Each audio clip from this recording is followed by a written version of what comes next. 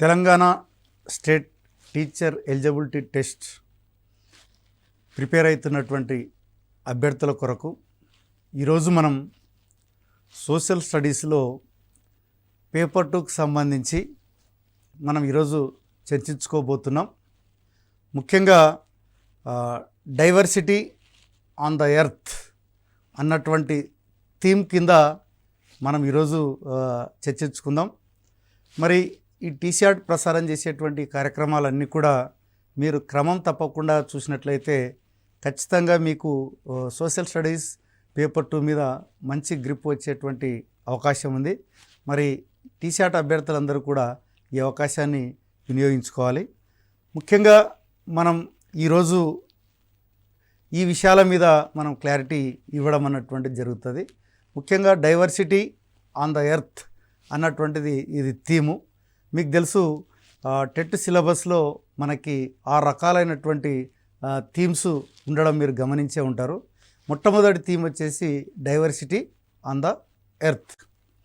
దీని కింద మనం ఈరోజు మ్యాప్ అంటే ఏమి, అంటే పటం అంటే ఏమిటి, అట్లాగే స్కేలు ఎందుకు ఉపయోగిస్తారు, అట్లాగే ఈ యొక్క టైప్స్ ఆఫ్ మ్యాప్స్ పటాలలో రకాలు అన్నటువంటివి ఎన్ని రకాలు ఉన్నాయి, అట్లాగే ఎవాల్యుయేషన్ ఆఫ్ మ్యాప్స్ అంటే మ్యాప్ పరిణామ క్రమంలో ఏ రకంగా మార్పు చెందుతూ వస్తుంది, అదేవిధంగా ఈ యొక్క కన్వెన్షనల్ సైన్స్ అంటే సాంప్రదాయక చిహ్నాలు అన్నటువంటివి పటంలో ఎలా ఉపయోగిస్తారు, దీని యొక్క ఇంపార్టెన్స్ ఏంది అన్నటువంటిది మనం డిస్కస్ చేయడం అన్నటువంటిది జరుగుతుంది.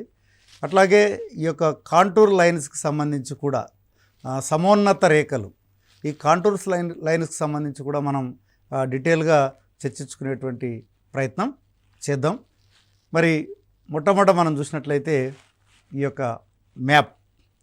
ఇప్పుడు మనం ఈ యొక్క వర్డ్ని మనం ప్రధానంగా సోషల్ స్టడీస్లో మ్యాప్కి అత్యంత ప్రాధాన్యత ఉన్నటువంటి అంశం. మరి ఒక్కొక్కసారి మనకి టెట్లో మ్యాప్ అనగా అంటే పటం అనగా అన్నటువంటిది కూడా ఇస్తూ ఉంటాడు. కాబట్టి మనం ఈ డెఫినేషన్ అన్నటువంటిది కూడా ఖచ్చితంగా మనకి తెలుసుకోవాల్సినటువంటి అవసరం ఉంది. ముఖ్యంగా మనం చూసినట్లయితే మ్యాప్ అంటే గుండ్రంగా ఉన్న భూమి ప్రతిరూపాన్ని. మీరు చూసినట్టయితే మనందరికీ తెలుసు ఈ యొక్క గ్లోబ్ అన్నటువంటిది గోళాకారంగా అదేవిధంగా పైన ఒత్తబడి ఉండడం అన్నటువంటిది కూడా మనకు తెలుసు. కాబట్టి ఈ గుండ్రంగా ఉన్న యొక్క భూమి ప్రతిరూపాన్ని సమతలంగా ఉన్న చోట కొన్ని నియమాలను పద్ధతులను అనుసరించి ఒక నిర్దిష్టమైన నిష్పత్తిలో చూపుతూ గీసే రేఖాచిత్రాన్ని పటము అని పిలుస్తారు. కాబట్టి ఇక్కడ సింపుల్గా అర్థం చేసుకోవాల్సింది ఏంటంటే ఏదైతే గోళాకారంగా ఉన్నటువంటి భూమిని ఇప్పుడు ఇక్కడ కొన్ని నియమాలు పద్ధతులను అనుసరించి ఏం చేసినారంటే ఆ యొక్క రేఖ గుండ్రంగా ఉన్నటువంటి ప్రతిరూపాన్ని సమతలంగా మార్చి ఈ యొక్క పటం రూపంలో చూపించడం అన్నటువంటిది జరుగుతుంది. కాబట్టి ఇక్కడ పటం తయారు చేయాలంటే కూడా కొన్ని నియమాలు ఉంటాయి, కొన్ని పద్ధతులు ఉంటాయి అన్నటువంటిది కూడా మీరు గుర్తుపెట్టుకోవాల్సినటువంటి అవసరం ఉంది. మరి ఇక్కడ మీరు ఒక్కొక్కసారి చిత్తుపటం అన్నటువంటిది కూడా మీరు విని ఉంటారు. మరి ఇక స్కెచ్ మ్యాప్ అంటారు, చిత్తుపటాన్ని స్కెచ్ మ్యాప్ అని పిలుస్తారు. ఈ చిత్తుపటం అని ఎందుకు దీన్ని పిలుస్తారంటే ఇక్కడ మనకి స్కేల్ కానీ అదేవిధంగా ప్రక్షేపణం కానీ లేకుండా గీసేటువంటి పటాలను ఏమంటారంటే చిత్తుపటాలు అని పిలుస్తారు. ఇప్పుడు మీరు ఉదాహరణకి చిత్తుపటాలకు సంబంధించి మనకు తెలుసు ఈ యొక్క పట్టణాల్లో మనకి ఈ యొక్క ప్లాట్స్ అమ్మేటువంటి వాళ్ళు ఏం చేసి ఉంటారంటే కొలతలు అంటే ఆ మ్యాప్ యొక్క స్కేల్ కరెక్ట్గా లేకపోయినా వాళ్ళు ఏం చేస్తారంటే ఆ ప్రదేశాన్ని వితౌట్ స్కేల్తో గీసి మనకి చూపిస్తూ ఉంటారు. అలాంటి దాంట్లో ఏమంటారంటే చిత్తుపటం అంటారు. అంటే అక్కడ స్కేల్ ఎటువంటి పరిస్థితుల్లో వాళ్ళు ఉపయోగించారు అన్నట్టు, జస్ట్ రఫ్గా వాళ్ళు దాన్ని తయారు చేయడం అన్నటువంటిది జరుగుతుంది. కాబట్టి అలాంటి పటాలను మనం ఏమంటారంటే చిత్తుపటము అని పిలుస్తారు. కాబట్టి ఇక్కడ మనం ఒక్కొక్కసారి ఈ యొక్క ఎగ్జామ్లో కూడా మనకేందంటే చిత్తుపటంకు ఉదాహరణ అని కూడా అడగడానికి అవకాశం ఉంది. అలాంటప్పుడు మనం ఈ యొక్క దీన్ని ఐడియా ఉండాల్సినటువంటి అవసరం ఉంది. అట్లాగే పటాల గురించినటువంటి అధ్యయనం చేసేటువంటి శాస్త్రాన్ని ఏమంటారంటే కార్టోగ్రఫీ అని అంటారు.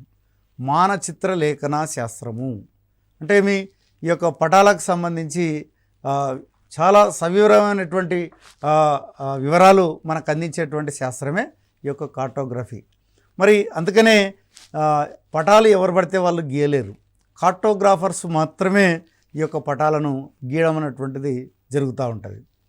మరి ఇక్కడ మనం ఒక పటం తయారు చేయాలి అంటే మనకేం కావాలి అంటే ముఖ్యంగా రెండు విధానాలు మనం గమనించవచ్చు. మొట్టమొదటిది మనం తీసుకున్నట్లయితే స్కేల్ అనేది ఒకటి ఉంటుంది, రెండవది ప్రక్షేపణము అన్నటువంటిది రెండవది ఉంటుందండి. అంటే ఈ రెండు పద్ధతులను ఉపయోగించి ఈ యొక్క మ్యాప్ని తయారు చేయడం అన్నటువంటిది జరుగుతుంది. మరి ముఖ్యంగా మనం చూసినట్టయితే స్కేలు అని మనం దేన్ని పిలుస్తాం? ఉదాహరణకి మనం చూసినట్లయితే ఎప్పుడైనా సరే ఒక మొత్తం భూమి మీద ఉన్నటువంటి దూరాన్ని మనం పేపర్ మీద చూపెట్టేటువంటి పరిస్థితి ఉండదు. కాబట్టి మనం ఏం చేస్తాం, వాస్తవ దూరాన్ని తగ్గించి చూపించేటువంటి ప్రయత్నం చేస్తూ ఉంటాము. ఆ తగ్గించి మనం పేపర్ మీద చూపించినప్పుడు మనం స్కేల్ని ఉపయోగించడం అన్నటువంటిది జరుగుతుంది. అంటే పటంలో ఉన్న రెండు బిందువుల మధ్య దూరానికి, అదేవిధంగా మరియు భూమిపైన ఉండేటువంటి వాస్తవ దూరానికి మధ్యన ఉండేటువంటి నిష్పత్తి. అంటే యాక్చువల్గా అయితే తీసుకున్నట్లయితే మనకి సాధారణంగా మనం చూస్తూ ఉంటాం, దాదాపు ఇండియా పటంలో కానీ ప్రపంచ పటంలో కానీ తెలంగాణ మ్యాప్లో కానీ కింద ఖచ్చితంగా ఇచ్చి ఉంటారు అన్నట్టు. అంటే 1 సెంటీమీటర్ ఈక్వల్ టు ఎన్ని కిలోమీటర్లు అన్నటువంటిది. అంటే మనం ఆ మ్యాప్ గీసేటప్పుడు సెంటీమీటర్ మనం లెక్కేస్తే కొలత పెడితే ఆ మధ్య దూరాన్ని మనం అక్కడ అంచనా వేయచ్చు. ఓహో, ఇక్కడ నుంచి ఇక్కడికి ఇన్ని కిలోమీటర్ల దూరం ఉంది అన్నటువంటిది మనం అంచనా వేయచ్చు. ఎట్లా అంచనా వేయచ్చు అంటే మనకి ఆ యొక్క మ్యాప్లో స్కేల్ అన్నటువంటిది కంపల్సరీ ఇచ్చి ఉంటారు కాబట్టి దాన్ని చూసి మనం ఆ ప్రదేశాల మధ్య దూరాన్ని ఈజీగా అంచనా వేయవచ్చు. కాబట్టి మనకు టెట్లో కూడా దీనికి సంబంధించి స్కేలు అనగా అన్నటువంటిది కూడా ఇవ్వడానికి అవకాశం ఉంది. అట్లాగే మనకి స్కేల్లో ఇచ్చేటువంటి కింద స్కేల్ ఇస్తున్నారు. ఇప్పుడు ప్రజెంట్గా మనం అందరం కూడా వాడేది ఏంటంటే స్టేట్మెంట్ స్కేల్. స్టేట్మెంట్ స్కేల్ అంటే వాక్య రూప స్కేలు. అంటే ఒక వాక్యంలో ఉంటుంది. మీరు గమనించండి, 1 సెంటీమీటర్ ఈజ్ ఈక్వల్ టు 200 కిలోమీటర్లు. అంటే మనం ఇండియా మ్యాప్లో మనం కింద చూసినట్టయితే ఆ మ్యాప్ యొక్క సైజును బట్టి మనకి కార్టోగ్రాఫర్స్ ఏం చేస్తారంటే మనము 1 సెంటీమీటర్ ఈజ్ ఈక్వల్ టు 200 పెట్టుకోవచ్చు. మ్యాప్ ఇంకా చిన్నగా పెట్టాలనుకున్నప్పుడు 1 సెంటీమీటర్ ఈజ్ ఈక్వల్ టు 500 కూడా పెట్టుకోవచ్చు. అంటే ఆ యొక్క మ్యాప్ యొక్క సైజును బట్టి ఈ యొక్క దూరము అన్నటువంటిది మారిపోతూ ఉంటుంది. కాబట్టి మనకి ఎగ్జామ్లో కూడా సాధారణంగా ఏమడుగుతుంటాడంటే మనకి ఈ యొక్క పటంలో చూపించేటువంటి స్కేలు ఏ రకమైనటువంటిది అని అడగడానికి అవకాశం ఉంది. కాబట్టి అలాంటప్పుడు మనం ఏం చేయాలంటే ఇది స్టేట్మెంట్ స్కేల్ అన్నటువంటిది మనం గుర్తుపెట్టుకోవాల్సినటువంటి అవసరం ఉంది. అంటే వాక్యరూప స్కేల్ మాత్రమే మనం చూస్తున్నాం. ఇప్పుడు మనకి ఈ యొక్క స్కేల్కి సంబంధించి ముఖ్యంగా 6వ తరగతిలో మనకి చాలా క్లియర్గా ఫస్ట్ పాఠంలో డిస్కస్ చేయడం అన్నటువంటిది జరిగింది. అంటే బ్రిడ్జి మీద ఉన్నటువంటి వాస్తవ దూరము, అదేవిధంగా ఆ బ్రిడ్జి యొక్క మనం పేపర్ మీద గీసినప్పుడు మరి ఉన్నటువంటి దూరము మనం నిష్పత్తి చూసినట్లయితే పేపర్ మీద 5 సెంటీమీటర్లు ఉన్నప్పుడు మరి ఆ యొక్క బ్రిడ్జి మీద 5 కిలోమీటర్లు ఉన్నప్పుడు మనం ఏం చేయొచ్చు అంటే 1 సెంటీమీటర్ ఈక్వల్ టు 1 కిలోమీటర్ అన్నటువంటిది మనం స్కేల్లో చూపించడం అన్నటువంటిది జరుగుతుంది. కాబట్టి ఈ యొక్క ఏదైనా సరే ఒక పటం గీయాలి అంటే ఖచ్చితంగా స్కేల్ యొక్క ఆవశ్యకత చాలా ఉంది. ఇక నెక్స్ట్ మనం తీసుకున్నట్లయితే ఈ యొక్క మనకి టైప్స్ ఆఫ్ మ్యాప్స్ అన్నటువంటివి కూడా ఉన్నాయి. కాబట్టి అంటే పటాల్లోని రకాలు మీరు గమనించండి. ముఖ్యంగా పటాలను ఈ యొక్క స్కేల్ ఆధారంగా గీయడం అన్నటువంటిది జరుగుతుంది అని ఇందాక చెప్పడం అన్నటువంటిది జరిగింది. మరి ఇక్కడ స్కేల్ ఆధారంగా గీస్తే మరి ఇక్కడ 2 రకాలైనటువంటి స్కేల్స్ ఉన్నాయి. ఒకటి బిగ్ స్కేల్, రెండవది స్మాల్ స్కేల్. ఎందుకంటే పటాలను గీసేటప్పుడు కూడా ఈ 2 స్కేల్ ఆధారంగా పటాలు గీయడం అన్నటువంటిది జరుగుతుంది. ముఖ్యంగా మరి బిగ్ స్కేల్ అన్నప్పుడు దీంట్లో మళ్ళీ తిరిగి 2 రకాలైనటువంటి పటాలను మనం గమనించవచ్చు. ముఖ్యంగా కెడాస్ట్రల్ పటాలు, ఒకటోది కెడాస్ట్రల్ పటాలు అన్నటువంటిది ఒకటి ఉంది. రెండవది మనం తీసుకున్నట్లయితే టోపోగ్రాఫికల్ మ్యాప్స్ అన్నటువంటిది రెండవది ఉంది అన్నట్టు. అంటే బిగ్ స్కేల్లో కూడా 2 టైప్స్ ఆఫ్ మ్యాప్స్ ఉన్నాయి, కెడాస్ట్రల్ మ్యాప్స్ అండ్ టోపోగ్రాఫికల్ మ్యాప్స్. మరి ఇక్కడ మనం చూసినట్టయితే దీనిని కెడాస్ట్రియల్ మ్యాప్స్ అంటే మనకేందంటే ఒక గ్రామం కానివ్వండి, ఒక పట్టణం కానివ్వండి, ఒక సిటీని కానివ్వండి చూపించడానికి ఈ యొక్క కెడాస్ట్రల్ మ్యాప్లను వాడమన్నటువంటిది జరుగుతుంది. ముఖ్యంగా మనం చూసినట్టయితే ఈ యొక్క అంటే బిగ్ స్కేల్ యొక్క ముఖ్య ఉద్దేశం ఏంటంటే తక్కువ ఏరియాలో తక్కువ వైశాల్యంలో ఎక్కువ విషయాలను అందించేటువంటిది ఈ యొక్క బిగ్ స్కేల్ యొక్క ముఖ్య ఉద్దేశం. రేపు ఇది అడగడానికి చాలా ఎక్కువ అవకాశం ఉంది. బిగ్ స్కేల్ యొక్క ఉపయోగం అన్నప్పుడు ఏంటంటే వైశాల్యం తక్కువగా ఉంటుంది కానీ చూపించేటువంటి అంశాలు చాలా డీటెయిల్డ్గా ఉంటే దాన్ని ఏమంటారంటే బిగ్ స్కేల్ అని పిలుస్తారు. ముఖ్యంగా ఈ యొక్క కెడాస్ట్రియల్ మ్యాప్స్ అన్నటువంటిది ఈ యొక్క పట్టణాలు కానివ్వండి, గ్రామాలు కానివ్వండి, అదేవిధంగా గ్రామంలో ఉన్నటువంటి భూములు కానివ్వండి, ఇవన్నిటినీ కూడా ఏం చేస్తారంటే ఈ యొక్క బిగ్ స్కేల్ ఆధారంగా ఈ కెడాస్ట్రియల్ మ్యాప్స్ ఆధారంగా చూపించడం అన్నటువంటిది జరుగుతుంది. అట్లాగే థిమాటిక్ మ్యాప్స్కి సంబంధించి మనం చూసినట్లయితే ముఖ్యంగా ప్రభుత్వాలు ఏం చేస్తుంటాయంటే ఈ యొక్క రైల్వే లైన్ల కొరకు కావచ్చు, ఇప్పుడు రోడ్లు వేయడానికి కావచ్చు. ఇప్పుడు సపోజ్ ఏదైతే ఇప్పుడు మనకి ఔటర్ రింగ్ రోడ్కి సంబంధించి మళ్ళీ ఈ మధ్యకాలంలో పడమర సైడు ఏది మ్యాప్ అన్నటువంటిది గవర్నమెంట్ రిలీజ్ చేయడం అన్నటువంటిది జరిగింది.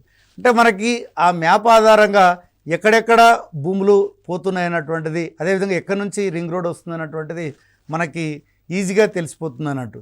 కాబట్టి ఇలాంటి మ్యాప్లను ప్రభుత్వాలు ఏం చేస్తాయంటే ఈ యొక్క సర్వే ఆఫ్ ఇండియా వాళ్ళ యొక్క సహకారంతో గీయించుకొని ఒక ప్రదేశం అభివృద్ధి చెందడానికి ఈ యొక్క మ్యాప్లు చాలా దోహదపడడం అన్నటువంటిది జరుగుతుంది.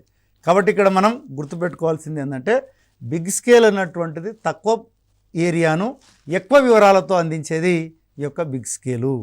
మళ్ళీ బిగ్ స్కేల్లో 2 రకాలు, ముఖ్యంగా కెడాస్ట్రల్ మ్యాప్స్ అండ్ ఈ యొక్క టోపోగ్రాఫికల్ మ్యాప్స్. ఇక రెండవది మనం తీసుకున్నట్లయితే స్మాల్ స్కేల్. ఇది స్మాల్ స్కేల్ మనం తీసుకున్నట్లయితే చాలా వైశాల్యం చాలా ఎక్కువగా ఉంటుంది, వివరాలు చాలా తక్కువ అందించడం అన్నటువంటిది జరుగుతుంది. ముఖ్యంగా మనకున్నటువంటి ప్రపంచ పటాలన్నీ కూడా ఈ యొక్క స్మాల్ స్కేల్ ఆధారంగానే గీయడం అన్నటువంటిది జరుగుతుంది. ముఖ్యంగా మనం చూసినట్టయితే ఏది ఇప్పుడు మనకి భౌగోళిక పటాలైనటువంటి ఖండాలు, మహాసముద్రాలు, అదేవిధంగా పర్వతాలు, పీఠభూములు, మైదానాలు, ఇలాంటివన్నీ మొత్తం ఒకే పటంలో చూపించాలన్నప్పుడు ఖచ్చితంగా ఈ యొక్క స్మాల్ స్కేల్ని ఉపయోగించే తయారు చేయడం అన్నటువంటి జరుగుతుంది. ముఖ్యంగా మనం వాడేటువంటి అట్లాస్ ఏదైతే ఉందో అట్లాస్లో ఉన్నటువంటి మ్యాప్లన్నీ కూడా స్మాల్ స్కేల్ ఆధారంగా తయారు చేసేటటువంటి మ్యాపులు. అట్లాగే గోడకు తగిలించేటువంటి వాల్ మ్యాప్స్ అన్నీ కూడా స్మాల్ స్కేల్ ఆధారంగానే ఈ యొక్క తయారు చేసినటువంటి మ్యాపులు. కాబట్టి స్కేల్ ఆధారంగా మనం తీసుకున్నట్లయితే ఈ యొక్క బిగ్ స్కేల్ ఉంది, స్మాల్ స్కేల్ అన్నటువంటిది ఉంది.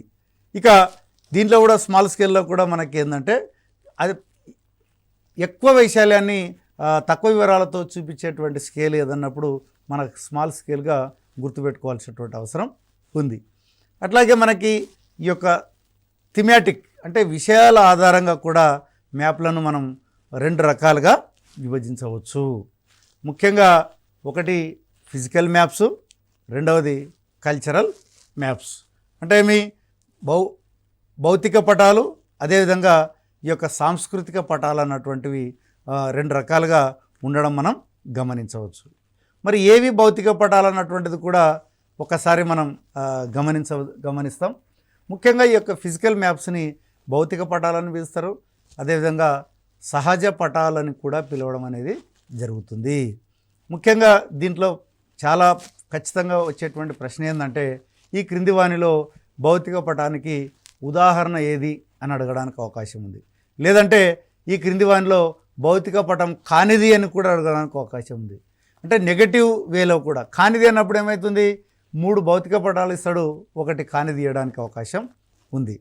కాబట్టి ఇక్కడ మనం ఈ యొక్క ఫిజికల్ మ్యాప్స్ తీసుకున్నట్లయితే ముఖ్యంగా మనకు తెలుసు క్లైమేట్ మ్యాప్స్ అన్నటువంటి, అంటే శీతోష్ణ స్థితికి సంబంధించి ఆయా ప్రదేశాల్లో సరాసరి ఉష్ణోగ్రత కావచ్చు, సరాసరి వర్షపాతం కావచ్చు, ఇవన్నీ కూడా ఈ యొక్క భౌతిక పటాల్లో ఉదాహరణగా చెప్పవచ్చు.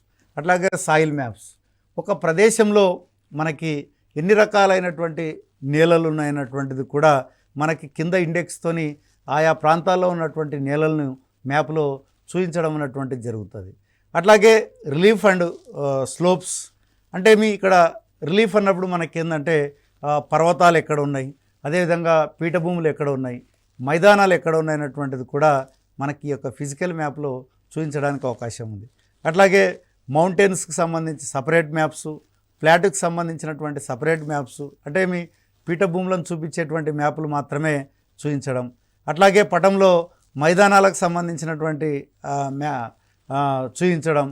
అట్లాగే భారతదేశ పటంలో కావచ్చు, ప్రపంచ పటంలో కావచ్చు, ఆయా ఖండాల్లో కావచ్చు, ఈ రివర్స్కి సంబంధించి కూడా మనకి ఎక్కడెక్కడ ఏ నదులు ఎక్కడ పుట్టి ఏ సముద్రంలో కలుస్తున్నాయి అన్నటువంటిది కూడా మనకి రేఖా రూపంలో ఈ యొక్క రివర్స్ను కూడా మనం గమనించవచ్చు.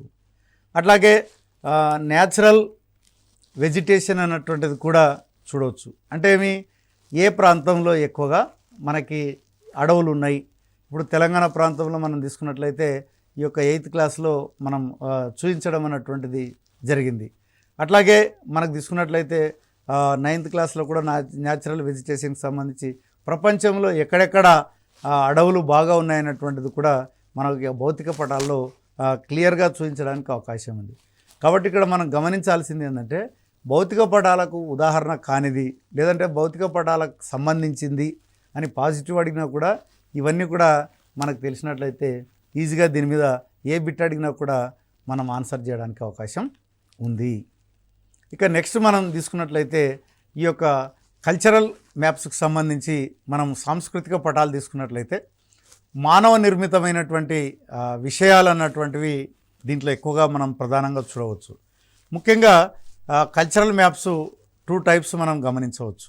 ముఖ్యంగా ఎకనామిక్ మ్యాప్స్, పొలిటికల్ మ్యాప్స్. దీంట్లో మనం ఎకనామిక్ మ్యాప్కి సంబంధించి ముఖ్యంగా మినరల్స్ అంటే ఖనిజాలకు సంబంధించి కావచ్చు, అదేవిధంగా అగ్రికల్చర్కి సంబంధించి, అట్లాగే ఇండస్ట్రియల్ ప్రోడక్ట్కి సంబంధించి, ట్రాన్స్పోర్ట్ అంటే రవాణాకు సంబంధించి, టెలికమ్యూనికేషన్ లైన్స్కి సంబంధించి, అంటే ఈ ఎకనామిక్ మ్యాప్స్ అంతా కూడా ఏంటంటే దేశ ఆర్థిక వ్యవస్థతో ముడిపడినటువంటి విషయాలు. ముఖ్యంగా మనం చూస్తుంటాం ఖనిజాలు అన్నటువంటివి ఏ పరిశ్రమలు నడపడానికైనా ఖనిజాలు అవసరం.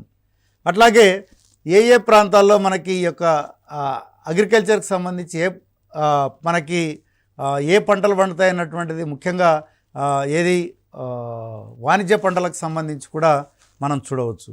అట్లాగే ఏ ప్రాంతాల్లో ఇండస్ట్రియల్ ప్రోడక్ట్స్ ఉత్పత్తి చేస్తున్నారు, అట్లాగే ట్రాన్స్పోర్ట్ ఫెసిలిటీ ఎక్కడ ఎక్కువ ఉంది, ఎక్కడ తక్కువ ఉంది అన్నటువంటిది కూడా.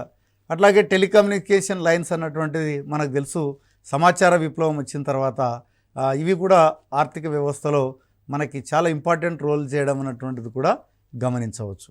కాబట్టి ఇక్కడ మనకి ఈ యొక్క కల్చరల్ మ్యాప్స్కి ఉదాహరణగా అన్నప్పుడు మనకి ఈ ఎకనామిక్ మ్యాప్స్ అదేవిధంగా పొలిటికల్ మ్యాప్స్గా మనం చెప్పవచ్చు. కాబట్టి దానికి భిన్నంగా ఇక్కడ ఉన్నాయి. కాబట్టి మీరు గమనించాల్సింది ఏంటంటే, ఒకవేళ స్పెసిఫిక్గా మనకి ఎకనామిక్ మ్యాప్స్కి ఉదాహరణ అన్నప్పుడు మనం మినరల్స్ కానివ్వండి, అగ్రికల్చర్ కానివ్వండి, ఇండస్ట్రియల్ ప్రోడక్ట్స్ కానివ్వండి, ట్రాన్స్పోర్టు, అదేవిధంగా టెలికమ్యూనికేషన్ లైన్స్ అన్నటువంటిది మనం ఉదాహరణగా చెప్పవచ్చు అన్నట్టు. ఇక పొలిటికల్ మ్యాప్స్ అన్నటువంటిది మనం చూసినట్టయితే మనకు తెలుసు, ఈ యొక్క తెలంగాణ పొలిటికల్ కావచ్చు, అదేవిధంగా ఇండియా పొలిటికల్, అదేవిధంగా వరల్డ్ పొలిటికల్ అన్నటువంటివి ఇవి అవుట్లైన్ మ్యాప్స్కి సంబంధించినటువంటివి. మరి రాష్ట్రాలతో అదేవిధంగా దేశాలతో కూడినటువంటి మ్యాప్లు, అట్లాగే జిల్లాలతో కూడినటువంటి మ్యాప్లను ఏమంటారంటే పొలిటికల్ మ్యాప్స్ అన్నటువంటిది పిలవడం జరుగుతుంది. కాబట్టి మనకి సాధారణంగా ఈ 2 టైప్స్ ఆఫ్ మ్యాప్స్లో ఫిజికల్ మ్యాప్స్, కల్చరల్ మ్యాప్స్లో మనకి ఏంటంటే స్పెసిఫిక్గా ఇవన్నిటిని కూడా గుర్తుపెట్టుకోవాల్సినటువంటి అవసరం ఉంది. ఎందుకంటే టెట్ అన్నప్పుడు మనకి ఇది ఏంటంటే మీ అందరికి తెలుసు, ఏదైతే కొంతమందికి డౌట్ రావచ్చు, సార్ ఇవన్నీ కూడా మరి ఇప్పుడున్నటువంటి 8th క్లాస్లో కానీ లేవు కదా సార్, మరి ఇవి మళ్ళీ ఎగ్జామ్లో వచ్చేటువంటి అవకాశం ఉంది అంటే తప్పనిసరిగా రావడానికి అవకాశం ఉంది. ఎందుకంటే టెట్ యొక్క నోటిఫికేషన్లో చాలా క్లియర్గా చెప్పడం జరిగింది. ఏదైతే కాన్సెప్టు మనకి అప్ టు 10th క్లాస్ వరకు ఉందో ఆ కాన్సెప్టు స్టాండర్డ్ ఇంటర్మీడియట్ లెవెల్ వరకు అని చెప్పడం జరిగింది. కాబట్టి కొంత ఇంటర్మీడియట్ లెవెల్ టాపిక్స్ కూడా కొంత కవర్ చేస్తూ ఈ యొక్క క్లాసులు డిజైన్ చేయడం అన్నటువంటిది జరిగింది. కాబట్టి మీరు ఈ యొక్క క్లాస్ని బాగా ఉపయోగించుకునేటువంటి ప్రయత్నం చేయండి. అట్లాగే నెక్స్ట్ మనం తీసుకున్నట్లయితే మరి ఈ యొక్క ఎవాల్యుయేషన్ ఆఫ్ మ్యాప్స్, ఇది చాలా మటుకు ముఖ్యమైనటువంటి అంశం. ఎందుకంటే మ్యాప్ పరిణామ క్రమంలో వచ్చినటువంటి మార్పులు, ఎందుకంటే ఇప్పుడున్నటువంటి మ్యాప్ మనం ఏదైతే చూస్తున్నామో దానికంటే ముందు మరి యూరోప్ దేశాలు, అదేవిధంగా అరబ్ దేశాలు, అట్లాగే మన భారతదేశంలో కూడా ఎటువంటి ప్రయత్నాలు జరిగినాయి ఈ యొక్క మ్యాప్ల తయారీకి అన్నటువంటిది మనం చాలా డీటెయిల్డ్గా చర్చించాల్సినటువంటి అవసరం ఉంది. ముఖ్యంగా మ్యాప్లకు సంబంధించి మనం తీసుకున్నట్లయితే ఈ యొక్క మన భారతదేశంలో కూడా మనం తీసుకున్నట్లయితే ఆ రోజుల్లోనే వాళ్ళు మొత్తం 7 మహాసముద్రాలు చూయించి మధ్యలో మేరు పర్వతాన్ని చూయించడం అన్నటువంటిది కూడా జరిగింది. అట్లాగే వాళ్ళు ఖండాలు కూడా చాలా మటుకు కొంత అక్యురసీతోనే ఆ రోజుల్లో చూయించడం జరిగింది భారతదేశంలో. అందుకనే మన భారతదేశాన్ని గతంలో భరతవర్షం అన్నటువంటి పేరుతో కూడా పిలవడం అన్నటువంటిది జరిగింది. మరి ఒక ఎగ్జామ్లో ఒక బిట్ కూడా అడగడానికి ముందంటే మనకి ఈ యొక్క ఖండాల్లో చాలా మటుకు డిఫరెంట్ ఖండాలు ఉన్నాయి. పక్షద్వీపం అని, సల్మలి ద్వీపం అని, పుష్కర ద్వీపం అని, జంబూ ద్వీపం అని మనకి చాలా ఖండాలు ఉన్నాయి. కాబట్టి ఇప్పుడు మన భారతదేశం మనం తీసుకున్నట్లయితే పటంలో ఈ యొక్క జంబూ ద్వీపం అన్నటువంటిది ఉంది. ఈ భారతదేశం జంబూ ద్వీపము అన్నటువంటి దాంట్లో భాగంగా మనం ఏర్పాటు చేయడం అంటే జంబూ ద్వీపంలో భారతదేశం అన్నటువంటిది ఒక పార్ట్గా ఉండడం అన్నటువంటిది మనం గమనించవచ్చు. ముఖ్యంగా మన ప్రాచీన భారతదేశంలో ముఖ్యంగా ఆర్యభట్ట లాంటి వాళ్ళు ఆ రోజుల్లోనే ఈ యొక్క అక్షాంశాలు, రేఖాంశాలను ఉపయోగించి వాళ్ళు మరి మ్యాపులు తయారు చేసినట్టుగా కూడా మనకి చరిత్ర ద్వారా తెలుస్తూ ఉంది. క్రీస్తు శకం 5వ శతాబ్దంలో ఆర్యభట్ట ఆ రకమైనటువంటి ప్రయత్నం చేయడం జరిగింది. అట్లాగే ఆ రోజుల్లో ఉన్నటువంటి ఈ యొక్క భూమి కానివ్వండి, సముద్రాలు కానివ్వండి, ఆకాశం కానివ్వండి, వీటన్నిటినీ ఊహించుకుంటూ మధ్యప్రదేశ్లోని జవోరా అన్నటువంటి ప్రాంతంలో మనకి ఈ యొక్క ఏది పెయింటింగ్ వేసినట్టుగా కూడా మనకి చరిత్ర ద్వారా తెలియడం అన్నటువంటిది జరుగుతుంది. కాబట్టి మనకు ఆ రోజుల్లోనే ఈ యొక్క ఎవరు మన పూర్వీకులు ఈ పటాల గురించినటువంటి అధ్యయనం చేసినట్టుగా మనకి తెలుస్తూ ఉంది. కాబట్టి ముఖ్యంగా మన భారతదేశంలో ఆర్యభట్ట గురించి ప్రత్యేకంగా తెలుసుకోవాల్సినటువంటి అవసరం ఉంది. కాబట్టి ఇక్కడ మనకి ఎటువంటి ప్రశ్న అడగడానికి అవకాశం ఉందంటే ఏ శతాబ్దంలో భారతదేశంలో మొట్టమొదట అక్షాంశాలు, రేఖాంశాలు ఉపయోగించి పటాలు తయారు చేసినట్టుగా తెలుస్తుంది అన్నప్పుడు 5వ శతాబ్దం అన్నటువంటిది చెప్పవచ్చు. అలాగే మనకు తీసుకున్నట్టయితే 5వ శతాబ్దంలో ఎవరు ఈ యొక్క మ్యాప్ల తయారీకి ప్రయత్నం చేసినట్టుగా చరిత్ర ద్వారా తెలుస్తుంది అని అడిగినప్పుడు ఆర్యభట్ట అని కూడా మనం చెప్పడానికి అవకాశం ఉంది. అట్లాగే మనం తీసుకున్నట్లయితే ఈ యొక్క మొఘలుల కాలంలో కూడా ఈ యొక్క పటాల తయారీకి కొంత ప్రయత్నాలు జరిగినట్టుగా చెప్పవచ్చు. ముఖ్యంగా 17వ శతాబ్దం, ముఖ్యంగా సాదిక్ ఇస్ఫాహాస్ అన్నటువంటి ఆయన జాన్పూర్లో ఒక అట్లాస్ తయారు చేసినట్టుగా కూడా మనకి చరిత్ర ద్వారా తెలుస్తుంది. కాబట్టి ఈ పేర్లు కూడా ఈ యొక్క టెట్లో చాలా అడగడానికి అవకాశం ఉంది. కాబట్టి ఇక్కడ జాన్పూర్ అన్నటువంటిది ప్రదేశము. ఆ జాన్పూర్ అన్నటువంటి ప్రదేశంలో ఈయన సాదిక్ ఇస్ఫహాస్ అన్నటువంటి వ్యక్తి అట్లాస్ తయారు చేసినట్టుగా మనకి 17వ శతాబ్దంలో దొరికినటువంటి ఆధారాలను బట్టి మనకి తెలుస్తూ ఉంది. అదేవిధంగా మనం చూసినట్టయితే ఇప్పుడు ఏదైతే మనం పటాలని పిలుస్తున్నామో, ముఖ్యంగా పురాతనమైనటువంటి పటాలు ఏ సంవత్సరం నాటివని మనం గమనించినట్లయితే 4000 సంవత్సరాల కిందటివి ఇవిగా చెప్పవచ్చు. వీటిని మొట్టమొదటగా తయారు చేసినటువంటి వాళ్ళు ఎవరంటే సుమేరియన్లు. ఇప్పుడు మనకి ఇంతకుముందు కూడా చరిత్రలో మనం చూడవచ్చు సుమేరియన్ నాగరికత అన్నటువంటిది. అంటే ఇక్కడ ప్రస్తుతం అది ఏ దేశంలో ఉందంటే మనకి ఇరాక్లో ఉంది.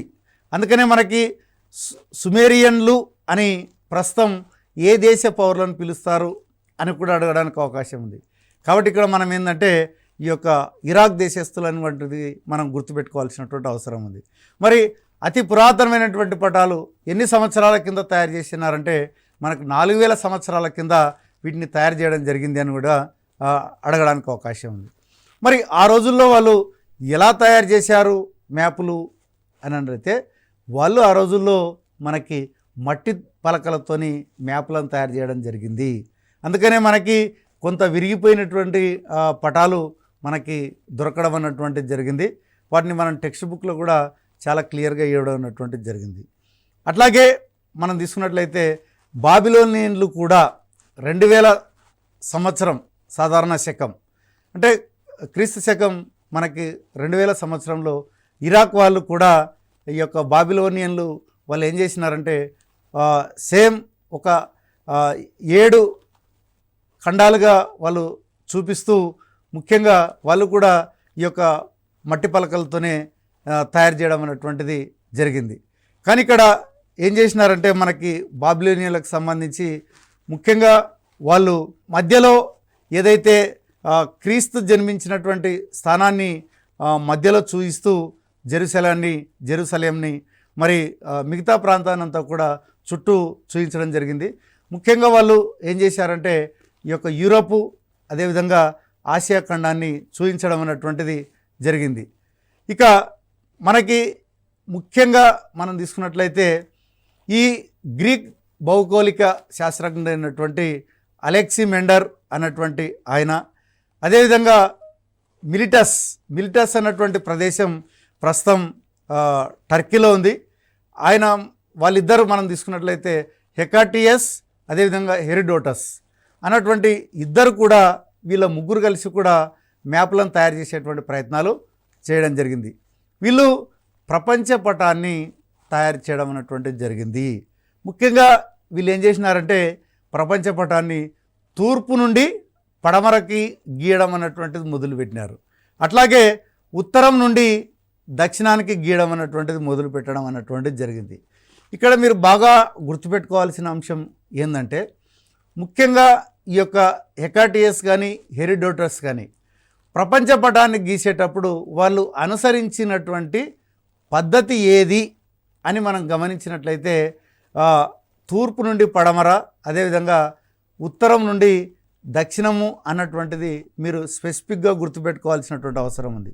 ఎందుకంటే కన్ఫ్యూజ్ చేయడానికి మనకి ఏది పడవ నుండి తూర్పు అని తూర్పు నుండి పడమర అన్నటువంటిది వాళ్ళు చెప్తూ ఉంటారు. కాబట్టి మనకి ఖచ్చితంగా తూర్పు నుండి పడమర అట్లాగే ఉత్తరం నుండి దక్షిణం అన్నటువంటిది గుర్తుపెట్టుకోవాల్సినటువంటిది అవసరం ఉంది.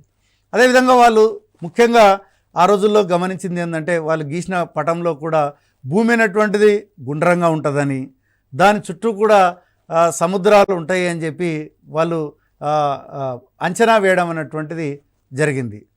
కానీ ప్రపంచంలో మొట్టమొదటిసారి ఖచ్చితమైనటువంటి పటాలు తయారు చేసినటువంటి వ్యక్తులు ఎవరంటే గ్రీక్ దేశస్తులు.